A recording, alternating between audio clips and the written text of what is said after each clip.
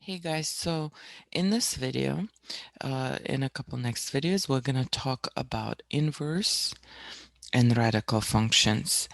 And the learning objectives for this section will be verifying inverse functions, determining the domain and range of an inverse function, and restrict the domain of a function to make it one-to-one. Find or evaluate the inverse of a function and use the graph of a one-to-one function to graph its inverse. So to introduce inverse functions, I would like to start with an example. When you're taking directions from place A, how to get from place A to place B. For example, when I'm going to a store, um, then let's say this is my house. I have to turn right on a street and then turn right again.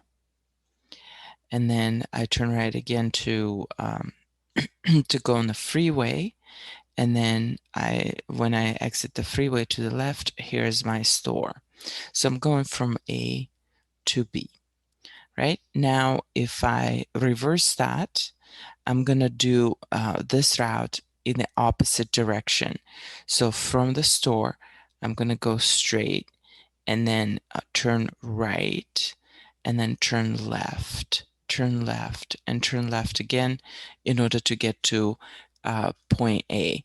So that's the idea of the inverse function. Going to the store is my function, and going back, so function takes me from point A to point B, and the inverse function basically takes me from point B back to point A. So it undoes what the function does. The inverse function undoes what the function does. So you end up in the same place.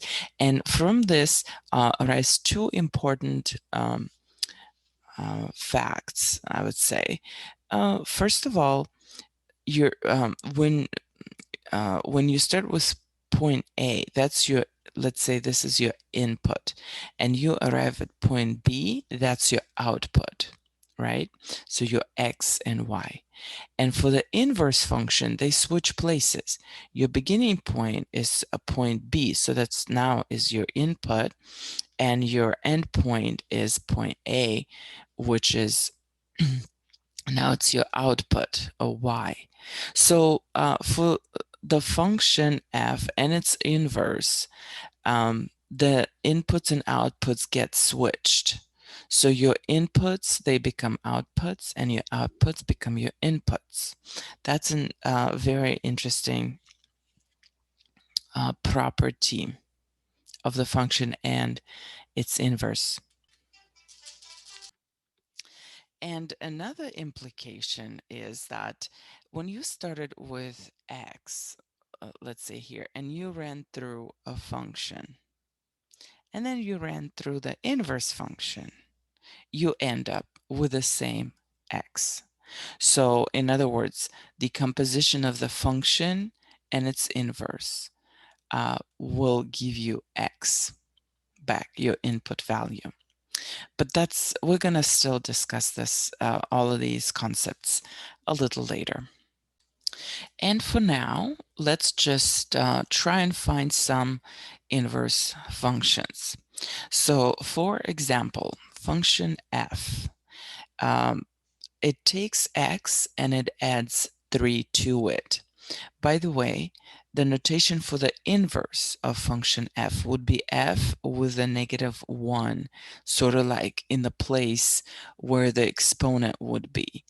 And it's important to understand that this is not an exponent. This is a notation for the inverse function, which is sometimes misleading because, yeah, the reciprocal function, the reciprocal would be notated in a similar way. But in this case, it's the inverse of f. So going back, if f takes x and it adds 3 to it, what would the inverse do? Remember, the inverse, it undoes what the function does. So if f of x adds 3, then the inverse would subtract 3. And so back to the example that if you run through the function and its inverse, you end up back to with an x. So let's say my x is 1, right? So I do x plus 1 plus 3 is 4. I run it through a function. The output is 4. Now I take that output and input it into the inverse. So I have the inverse f of 4. I have 4 minus 3, that's a 1. So the output will be the same as the input was here. Okay, next function, f of x is x divided by 3. So what would be its inverse? So f takes the x value and it divides by 3. Remember, the inverse undoes what the function does. So if the function divides by 3, then the inverse will multiply by 3. Okay, so next function is a square function. It takes x and it squares it. So what would inverse do? Well, it unsquares or takes a square root. That's the opposite of the operation of squaring.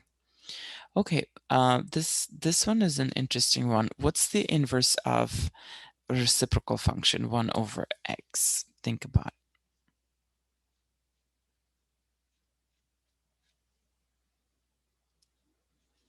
So what this function does, it takes x and it flips it. It makes turn it into a reciprocal. And which function, what would you do to get x back?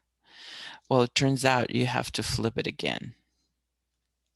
So the reciprocal, the inverse of the reciprocal is a reciprocal itself. So this function is interesting like that. Okay, so can you tell what the inverse of the last function is going to be? The last function is x divided by 2 minus 4. So it takes x, it divides it by 2, and then it subtracts 4 from it.